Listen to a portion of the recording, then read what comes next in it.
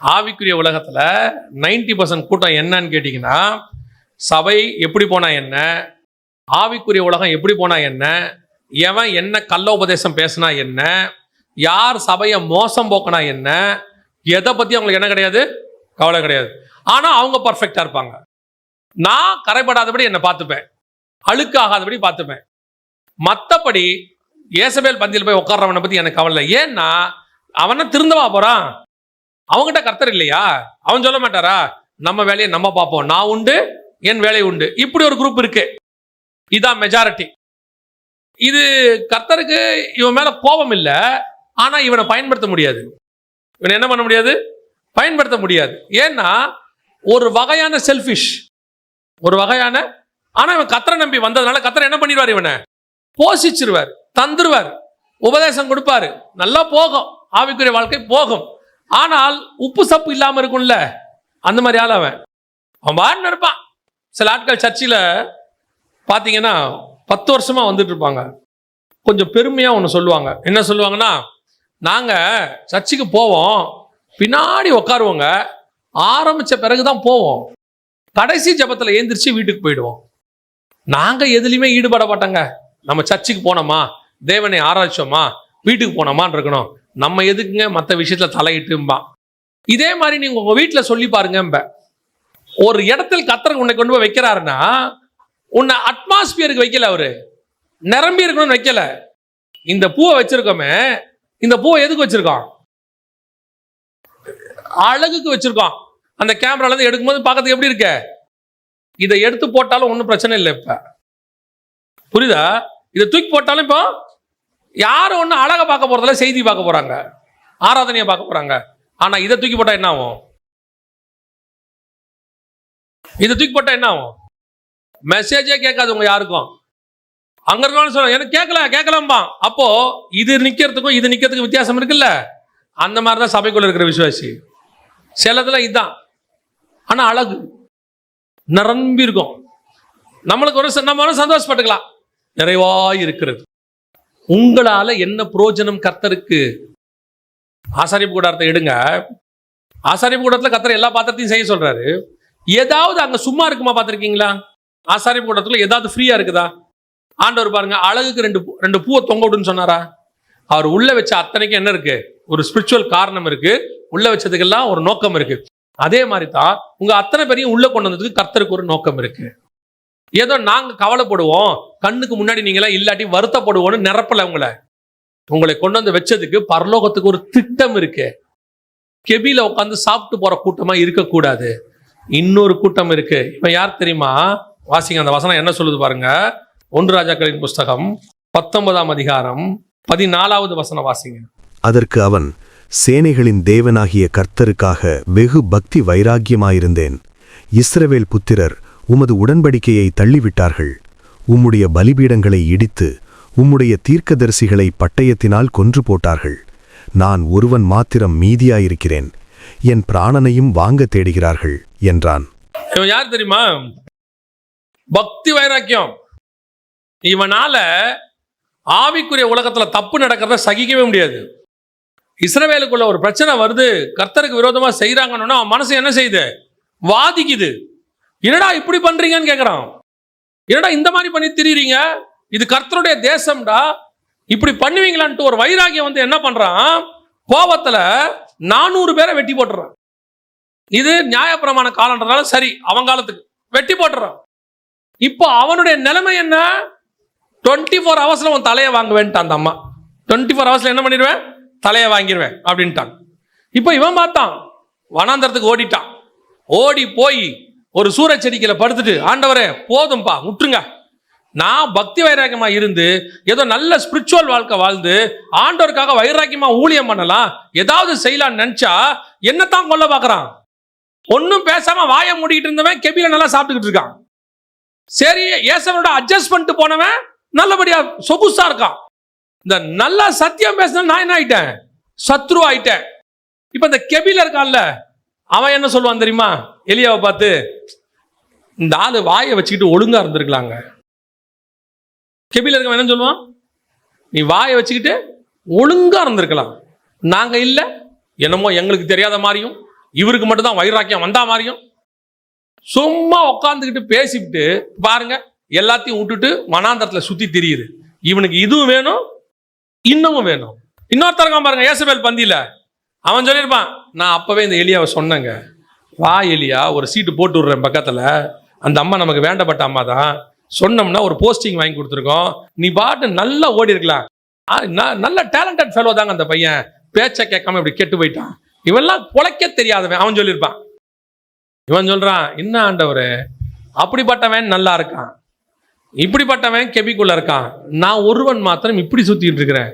ஆண்டவர் சொல்றார், எலியா அவன் சாப்பிட்றது ஏசபேல் சாப்பாடு, இவன் சாப்பிட்றது ஒபதியா சாப்பாடு, ஆனா நீ சாப்பிட்ற பத்தியா அது ஏன் சாப்பாடு. பரலோகத்திலிருந்து தூதனை அனுப்பி நான் உன்னை போஷிப்பேன், அது தழலில் சுடப்பட்ட அடையும் தண்ணீரும் வந்து உன்னை போஷிக்கும். உங்களையும் என்னையும் கத்தர் கொடுக்கிற எல்லாருக்குல்ல, அது ஹெவன்லி ட்ரெஷர். உங்களை எண்ணி படத்துல அது பரலோகம் நடத்துது. நீ மனுஷனை நம்பி வாழ்றவன் அல்ல, கர்த்தரை நம்பி வாழுகிறவன். நீ இம்மைக்காக வாழுகிறவன் அல்ல, மறுமைக்காக வாழுகிறவன். உன்னை கொண்டு கர்த்தர் வேறொன்னு செய்ய போறாரு. நீ ஏதோ வாழ்க்கைய வாழ்ந்தோம் சாவர வரைக்கும் சாப்பிட்டோங்கிறவன் இல்ல, நீ சாகவே மாட்ட, நீ எடுத்துக்கொள்ளப்பட்டு மேகத்துல அவரோடு கூட போக போற கூட்டம். அந்த கூட்டத்துக்கு இதுதான் வழி, இதான் ரூட், இப்படித்தான் போனோம். வனாந்தரத்தின் வழியாய் போக வேண்டியது அவசியம். இல்ல வனாந்தரம் வேண்டாம், நல்லபடியா போய் கெபில போட்டு பீஸ்ஃபுல்லா இருக்க இருந்துக்கோ, ஓ இஷ்டம். இல்ல இந்த பிரச்சனையெல்லாம் வேண்டாம், காலத்துக்கு ஏற்ற மாதிரி சூழ்நிலைக்கு ஏற்ற மாதிரி ஏசபேல் கூட உட்காந்து சாப்பிட்டுப்போம். அதுக்கப்புறம் ஏசபேல் போன பிறகு எகு வருவான், எகு கூட போய் சேர்ந்துப்பான் ஒருத்தன்.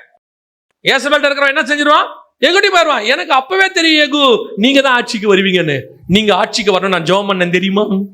இவன் ஏசபேல்ட்டியும் உட்காந்துப்பான், எகுட்டியும் உட்காந்துப்பான். ஒரு நாள் வரும் வெட்டப்படுவான், ஒரு நாள் வரும் வெட்டப்படுவான்.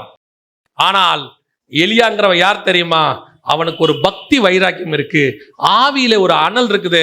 அவனால இவன் எவனோடையும் ஒத்து போகவே முடியாது, இதோடு கூட ஒத்து போக முடியாது. என்னால ஏசபேல் கூட உட்காரவே முடியாதுங்க. சரி அமைதியா இருக்கியா, அமைதியாவும் இருக்க முடியாதுங்க என்னால. இவ்வளத்தையும் பார்த்துட்டு நான் எப்படி சும்மா இருப்பேன். எனக்குள்ள என்னுடைய தேசத்துக்குள்ள என்னுடைய கர்த்தருடையதான அந்த ஊழியத்துக்குள்ள இப்படி ஒரு தப்பு நடக்கும் போது என்னால எப்படி கேட்காம இருக்க முடியும். ஆனா கர்த்தர் சொல்றாரு, நீ நிக்கிற உத்தமத்தில் கடைசி வரை உண்மையாய் இரு. இந்த உலகம் சொல்லும் தப்போட ஒத்து போன்னு போகாத. இயேசுநாதர் ஒத்து போயிருந்தாருன்னா சிலுவையே இல்லை. ஆமா தானே, இயேசுநாதர் ஒத்து போய் சிலுவையே இல்லைல்ல. யோவாசான ஒத்து போயிருந்தா கழுத்து தப்பிச்சிருக்கும்ல. கழுத்து தப்பிச்சு ஏரோதியாலோடு கூட வாழுவதை விட கழுத்து வெட்டப்பட்டு பரலோகத்துக்கு போவது மேல். எல்லாத்தையும் அட்ஜஸ்ட் பண்ணிக்கிட்டு இந்த பரிசேரோட வாழ்வதை விட சிலுவையை எடுத்துக்கொண்டு நித்திய ஜீவனை சுதந்திரிப்பது நல்லது. இதுதான் கர்த்தர் எதிர்பார்க்கிற ஒரு வைராக்கியம். கர்த்தர் சொல்றாரு, வனாந்திரம் வரதான் செய்யும், எல்லாவனும் சேர்ந்து விரட்டுவான். ஏசபேல் பந்தியில் இருக்கிறவன நல்லவன் மாதிரி பேசுவான், அறிவில்லம்மா எல்லாம் சொல்லுவான். உபதியா கூட இருக்கிறவன் சொல்லுவான், நம்ம பாட்டு இருந்தா ஒரு பிரச்சனை வந்திருக்குமா, நாங்களாம் இல்லையா. ஆமாப்பா ஒரு பிரச்சனை இல்லப்பா, நீ கெபிக்குள்ள மூடி கிடக்கிற ஆளுப்பா. ஆனா கர்த்தர் யாரை தேடுறா தெரியுமா, 100 அந்த உபதியாக்களுக்குள்ள அந்த 100 பேரை அல்ல, ஏசபேல் பந்தியில் இருந்த 400 பேரை அல்ல, கர்த்தர் ஒருவனை தேடினார். அந்த ஒருவன் தான் எலியா. அந்த ஒருவனாக உங்களை இருக்கும்படி கர்த்தர் அழைக்கிறார். நீ வா, கர்த்தர் உனக்கு வாக்கு பண்றாரு, உனக்கு ஆண்டவர் தீர்க்க தரிசனம் சொல்றாரு. அவருக்கென்று பக்தி வைராக்கியத்தோட நீ வந்தினா உன்னை எடுத்து கர்த்தர் வல்லமையாய் பயன்படுத்த வல்லமை உள்ளவராய் இருக்கிறார். யோசிச்சு பாருங்க, அந்த 100 பேருடைய பேர் நமக்கு தெரியாது, தீர்க்கதரிசி பேரு. 400 பேர் தீர்க்கதரிசியோட பேர் தெரியாது. ஆனா ஒரு எலியாவுடைய பெயர் இன்னைய வரைக்கும் 4000 வருஷமாய் எழுதப்பட்டிருக்கிறது, சொல்லப்படுகிறது, பேசப்படுகிறது, பிரசங்கிக்கப்படுகிறது. மீண்டும் எலியா வருவான் என்று சொல்லப்படுகிறது. அந்த அளவுக்கு கர்த்தர் உன்னை உயர்த்த வல்லமை உள்ளவராக இருக்கிறார். அல்லேலூயா. பல நேரங்களிலே இந்த ஓடுற கூட்டம் இருக்குல்ல, வேற வழி இல்லை, ஓடித்தான் ஆகணும். சில நேரத்துல எதிர்ப்புகள் அதிகமா இருக்கும். சத்தியம் பேசும்போது நீ சத்ருவா மாறத்தான் செய்வ. நீ கர்த்தருக்காக கரெக்டா வாழணும் டிசைட் பண்ணும்போது 4 பக்கத்துல இருந்து நெருக்கம் வரத்தான் செய்யும். உண்மை நல்லா கவனிச்சு பாருங்க.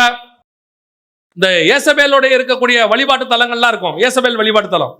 அதுல போனீங்கன்னா உங்களுக்கு ஒரு பிரச்சனை இருக்காது, அது எல்லா இடத்துலயும் இருக்கும். அதே நேரத்துல உபதியா கூட சேர்ந்துக்கிட்டு அட்ஜஸ்ட் பண்ணி போற வழிபாட்டு தலங்கள் நல்லா இருக்கும். ஆனா வைராக்கியமா இருக்க வழிபாட்டு தலத்துக்கு தான் எதிர்ப்பு வரும். இங்க ஏன் கட்டுறேன், இங்க என்ன பண்றேன், உன்னை இடிப்பேன் எல்லாம் சொல்லுவான். ஆனா கர்த்தர் ஒரு நாள் நமக்காக வழக்காடுவார். அதெல்லாம் ஒரு நாள் இல்லாமல் போகும். நம்மை கர்த்தர் நிலைப்படுத்த வல்லமை உள்ளவராக இருக்கிறார். அல்லேலூயா. இப்ப இந்த 3 இடத்துல நீங்க எங்க இருக்க போறீங்கன்றதா கடைசி கேள்வி. 3 இடத்துல நீங்க எந்த இடத்துல இருக்க போறீங்க? ஒண்ணு ஏசபேல் கூட இருக்கலாம், முடிவு வெட்டப்பட்டு சாவீர்கள்.